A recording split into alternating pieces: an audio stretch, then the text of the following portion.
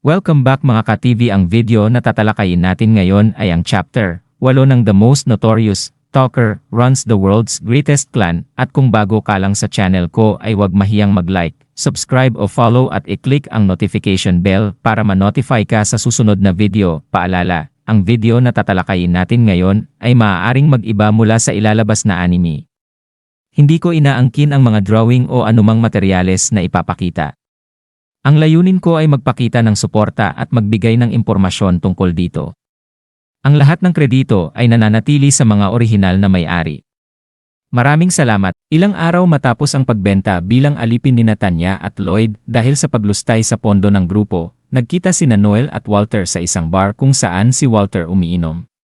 Iniabot ni Noel kay Walter ang isang bag ng pera, bahagi ng kanilang nakuha mula kay Fenocio.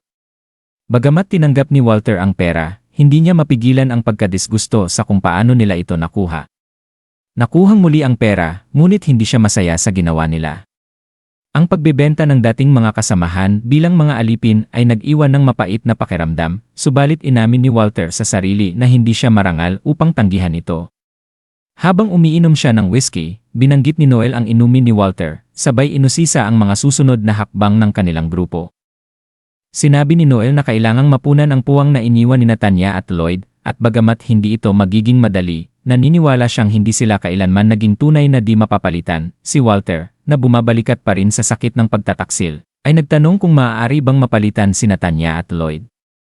Para sa kanya, ang dalawa ay hindi basta-basta na mga kasapi ng Blue Beyond.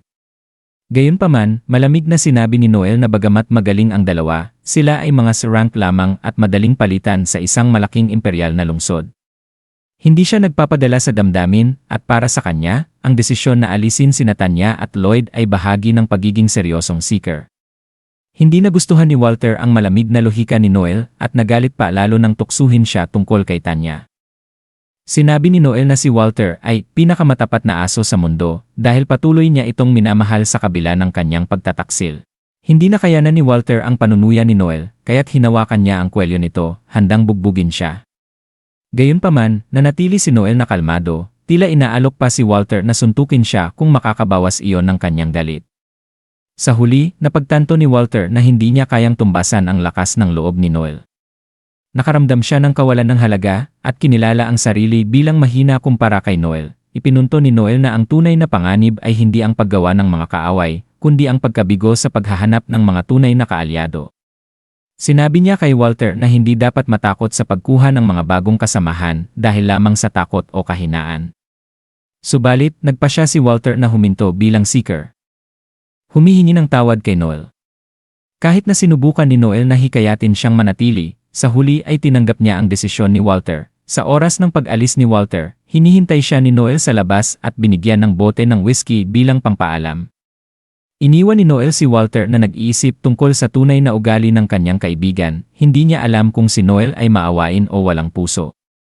Naiisip rin ni Walter na sa kabila ng damdamin ni Tanya kay Noel, wala siyang lugar sa tabi nito bilang higit pa sa isang kasamahan. Samantala, hinarap ni Noel ang isang grupo ng mga naghihiganti na inupahan noon para hanapin sina Tanya at Lloyd. Tinutuya sila ni Noel at inalok ng key handicap, nalalaban siya ng nakapikit. Nang sila'y sumugod, mabilis na naghagis si Noel ng flashbang at dinurog sila ng walang kahirap-hirap.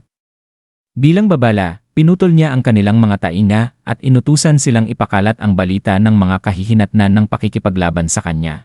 Matapos ang labanan, napansin ni Noel ang balat ng ahas na hinubad na nagsilbing simbolo ng pagbabago. Para kay Noel, tulad ng ahas, kailangan ding iwanan ng Blue Beyond ang luma at mahihinang kasapi upang maging mas malakas.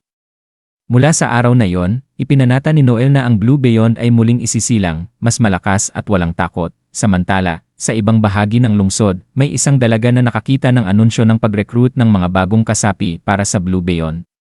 Nang mabasa ang pangalan ni Noel, agad niya itong nakilala, nagpapahiwatig na natagpuan na niya ang taong matagal na niyang hinahanap, at dito nagtatapos ang ating buod ng kabanata 8 ng Most Notorious Talker.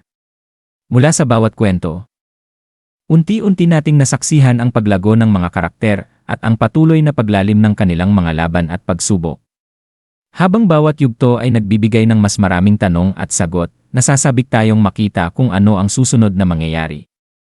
Hanggang sa muli, sabay-sabay nating abangan ang susunod na kabanata ng kwentong ito, handa na sa mga bagong emosyon at laban na darating.